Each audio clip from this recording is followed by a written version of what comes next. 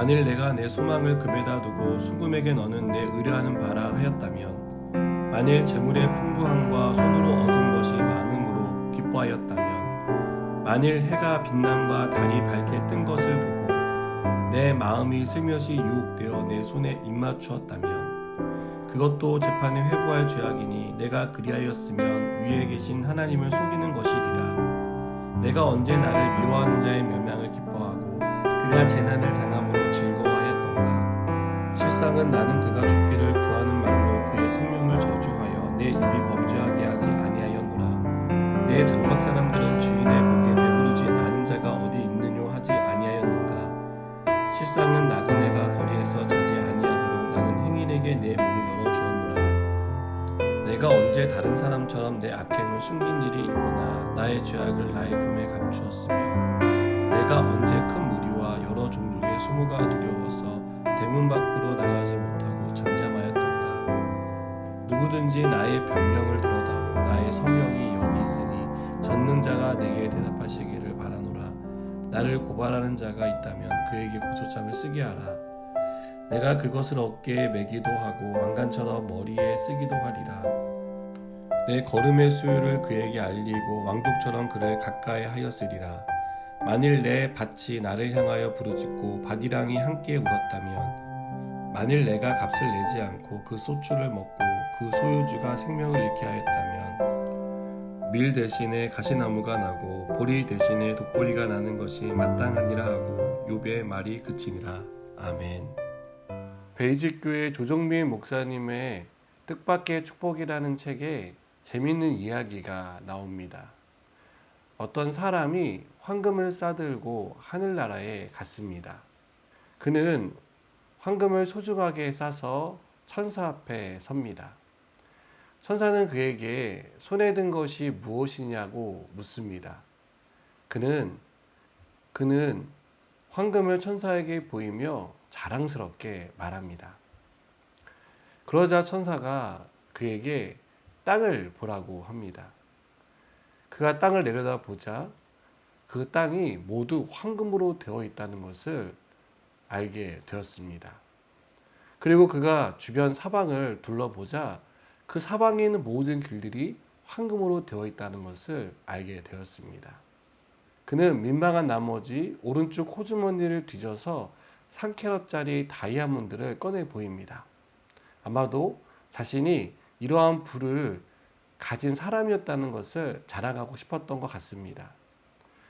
그때 천사는 문고리를 가리킵니다.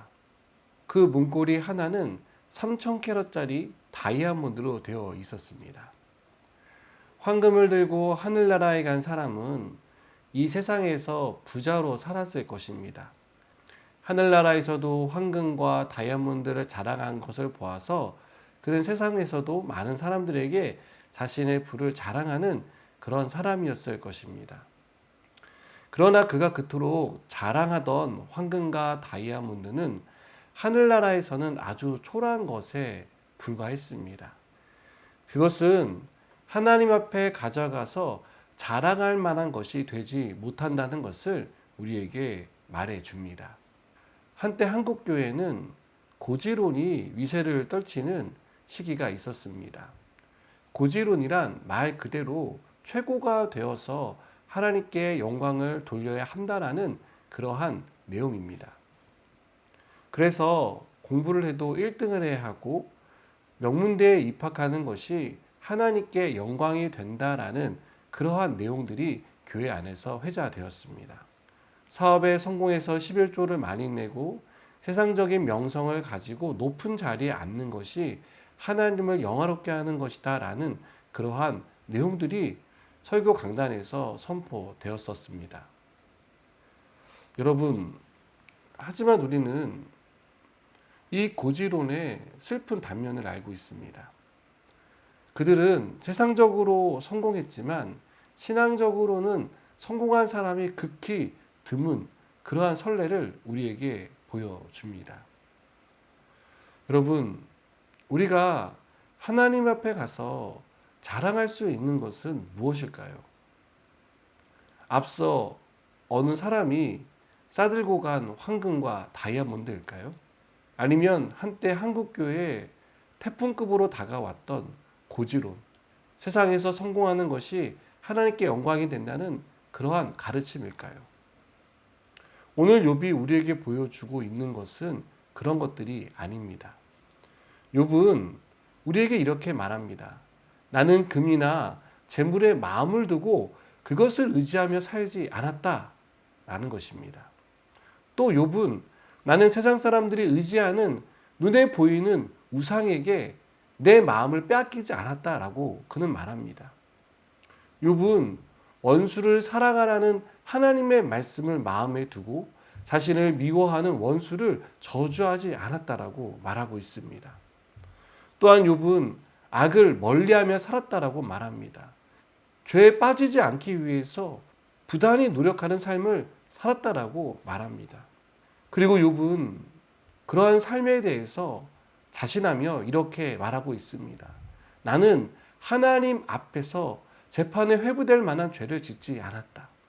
여러분, 이것이 얼마나 대단한 고백입니까? 하나님 앞에 당당하게 설 수 있다라는 것이 욥이 그의 친구들에게 말하고 있는 내용입니다. 사랑하는 여러분, 왜 욥은 이렇게까지 자신의 삶을 살아냈을까요? 어제도 말씀드렸지만 그것은 욥이 하나님을 경외했기 때문입니다. 하나님을 사랑하는 마음으로 말씀에 순종한 것이었습니다. 하나님을 사랑하는 마음으로 세상의 것에 마음을 빼앗기지 않고 하나님을 사랑하기 위해서 정말 그가 할 수 있는 모든 일을 한 것입니다. 우리가 마지막 날 재판장이신 하나님 앞에 서게 될 것입니다.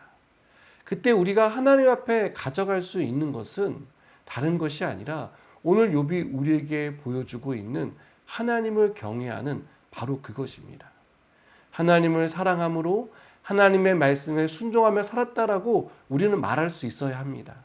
하나님을 사랑함으로 하나님께서 우리에게 명령하신 것을 어떻게든 따르고자 내가 열심히 살았노라고 고백할 수 있는 우리가 되었으면 좋겠습니다. 사랑하는 여러분, 오늘도 하나님께서 우리에게 주신 삶의 현장에서 하나님을 경외하는 사람으로 살아가시기 바랍니다. 그래서 죄가 우리를 넘보지 못하고 어떠한 유혹도 우리를 넘어뜨리지 못하도록 하나님의 사랑과 그 말씀 안에 거하는 저 여러분 되기를 주님의 이름으로 축복합니다. 기도하시겠습니다. 하나님, 우리가 하나님을 경외함으로 이 땅을 살아가기를 원합니다. 어떠한 죄악도 어떠한 유혹도 하나님을 경외하는 마음을 넘어서지 못하도록 우리를 붙들어 주시옵소서. 예수님의 이름으로 기도드립니다. 아멘.